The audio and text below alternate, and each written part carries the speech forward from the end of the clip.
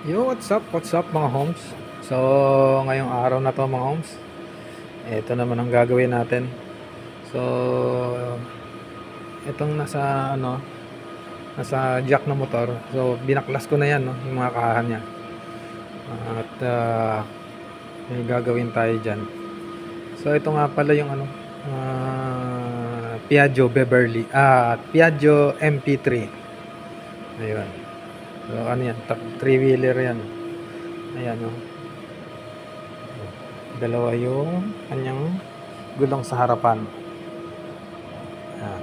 Tapos isa sa likuran. Ikot muna natin kaya niya. Tagal ko ng customer tong motor na to. Siguro may mga 7 years na siguro, or more than 7 years na. So ayan yung dating ginawa ko sa kanya na sound system niya na pinakabit. Ayan. Dahil walang ibang malagyan, ginawan ko na lang siya ng bracket, customized na bracket.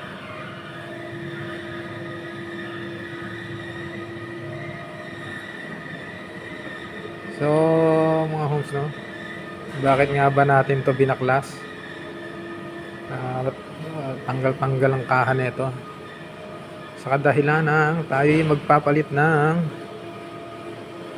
parking brake.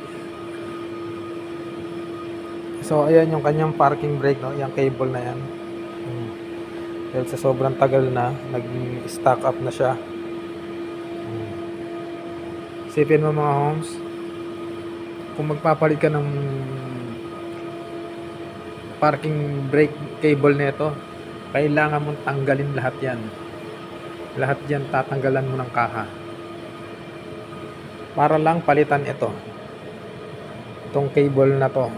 At yan siya nakakabit. Yan. Ito yung pinaka parking brake nya. Yan. Kailangan mo siyang bakbakin yung kaha dahil hindi mo maisasalansa ng maayos. Pag dinukot-dukot mo lang o kung sinorkat mo yung trabaho, wala, hindi mo mailalatag ng maayos yung mga yan.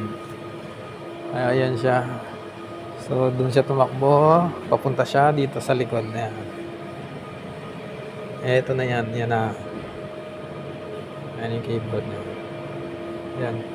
So ayan, i-adjust na natin, nilinis na natin tong parang niya na to, tong gear niya na to, para mas smooth siya pagka pina-parking brake. Tapos adjustment na lang. Ayan. So ayan, ganyan siya mga homes. Ano nga pala ito mga homes, 500cc yan, Piaggio MP3. Ayan. Katulad yan ng motor ko. Ito yung motor ko, Piaggio rin to, kaso ito naman Beverly Cruiser. Ayan. So yung makina nito at saka yung makina nung nasa itaas na yan, parehas lang. Dahil itong motor ko na to, 500cc rin. Gawa rin siya ng Piaggio. Ayan.